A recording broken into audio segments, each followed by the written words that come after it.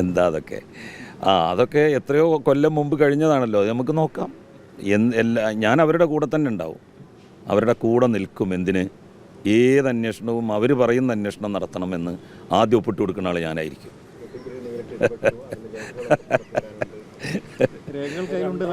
അതെ അതെ അതെ, രേഖകൾ വരട്ടെ. അതൊക്കെ അതെ അതെ അതെ അതെ, അതൊക്കെ ഓരോരുത്തരെ കണ്ടാലറിയാം കള്ളനാണോ അല്ലേ എന്നുള്ളത്.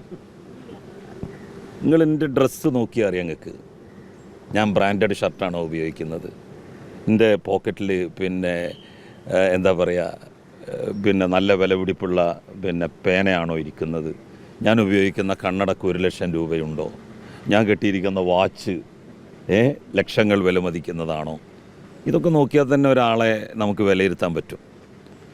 അപ്പോൾ ഞാൻ വളരെ പരിമിതമായി ജീവിക്കണമെന്ന് ആഗ്രഹിക്കുന്ന ഒരാളാണ്. നിങ്ങൾക്ക് എൻ്റെ വീട്ടിൽ വന്നാൽ എൻ്റെ വീടും കാണാൻ വേണ്ടി സാധിക്കും. അപ്പോൾ കിട്ടുന്ന വരുമാനത്തിനനുസരിച്ച് ജീവിക്കണമെന്ന് ആഗ്രഹമുള്ള ഒരാളാണ് ഞാൻ. വേറൊരാളുടെ പണത്തുമ്മലോ അവരുടെ ഊരമ്പലോ കൂര കെട്ടി താമസിക്കാൻ ഞാൻ ഒരു കാലത്തും ആഗ്രഹിച്ചിട്ടില്ല. ഞാൻ പറഞ്ഞല്ലോ, CHൻ്റെയും മുനീറിൻ്റെയും ഒക്കെ ഒരു പാരമ്പര്യം, അതാണ് ഞാൻ ഇന്നും പുലർത്തുന്നത്. പുറമോടി തന്നെയാണ് പ്രധാനം. കാരണം അഴിമതി ഉണ്ടാക്കി പണം നമ്മൾ മരിച്ചു പോകുമ്പോൾ കൊണ്ടുപോകാൻ വെക്കുകയല്ലല്ലോ, ആസ്വദിക്കാനും അനുഭവിക്കാനും വെക്കുകയല്ലേ. അപ്പോൾ അവരതെന്തായാലും അനുഭവിക്കും, ഉറപ്പാണ്, ഒരു സംശയമില്ല.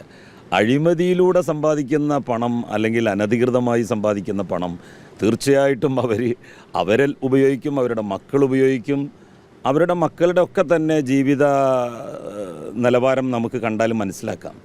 അപ്പോൾ അങ്ങനെ എൻ്റെ മക്കളെയും നിങ്ങൾ അളന്നോളൂ, അവരൊക്കെ എങ്ങനെയാണ്. ഇപ്പം എൻ്റെ മോളിവിടെ മെഡിക്കൽ കോളേജിൽ ജനറൽ മെഡിസിന് MDക്ക് പഠിക്കുകയാണ്. അപ്പോൾ അവളെ പോയിട്ട് നിങ്ങൾ അവളുടെ അവളെ കണ്ടാലും ഇപ്പോൾ അവളുടെ ഡ്രസ്സും കാര്യങ്ങളും എല്ലാം കണ്ടാൽ മനസ്സിലാക്കുക ഓരോരുത്തരും എങ്ങനെയാണ് ജീവിക്കുന്നത് എന്ന്. അപ്പം നമ്മളൊക്കെ ചെറുപ്പം മുതൽ തന്നെ അങ്ങനെയാണ് ജീവിച്ചിട്ടുള്ളത്.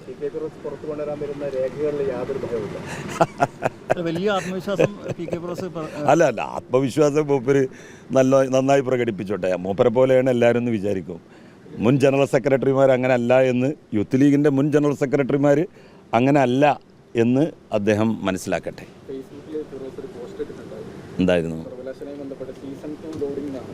Season 2 loading. അത് ശരി, അത് ഞാനും മറുപടി ഇട്ടിരുന്നു FBയിൽ. കണ്ടോ? ദൃശ്യം 2 എന്ന് പറഞ്ഞ് ഇട്ടിരുന്നോ? അല്ല കണ്ടിരുന്നില്ലേ അത്? അത് കണ്ടില്ലേ നിങ്ങൾ? ഇതൊക്കെ കണ്ടില്ലേ? അറബിയുടെ വേഷത്തിലൊക്കെ ഇങ്ങനെ നിൽക്കുന്നു. അതെ അതെ അതെ തീർച്ചയായിട്ടും. അതൊക്കെ വരട്ടെ. എന്താ പക്ഷേ കഴിഞ്ഞു. ഇന്ന് ഞാൻ 5 മണിക്ക് ആ കാര്യങ്ങൾ പറയുന്നുണ്ട്.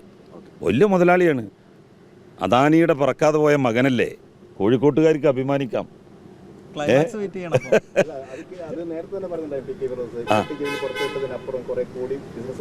ഉണ്ട് എന്നല്ലേ? ഇത്ര വലിയ ബിസിനസ്സുകാരനാകാനേ IIM-ലൊക്കെ ശരിക്കും ലെക്ചറായിട്ട് പോകണം മൂപ്പര്. കാരണം എന്താ വെച്ചാൽ ഒരു പൈസ ഇല്ലാതെ ഇവിടെ യൂത്ത് ലീഗിൻ്റെ സംസ്ഥാന ജനറൽ സെക്രട്ടറി എന്നുള്ള നിലയിൽ പ്രവർത്തിക്കുക, എന്നിട്ട് ഗൾഫ് നാടുകളിൽ വലിയ ബിസിനസ് സാമ്രാജ്യങ്ങൾ പടുത്തുയർത്തുക. അദാനിനൊക്കെ പിന്നിലാക്കും മൂപ്പരെന്ന് എനിക്ക് തോന്നണത്. അദാനിയുടെ പറക്കാതെ പോയ മകൻ കോഴിക്കോട്ടാണെന്ന് പറയുന്നതിൽ കോഴിക്കോട്ടെ പത്രക്കാർക്ക് അഭിമാനിക്കാം.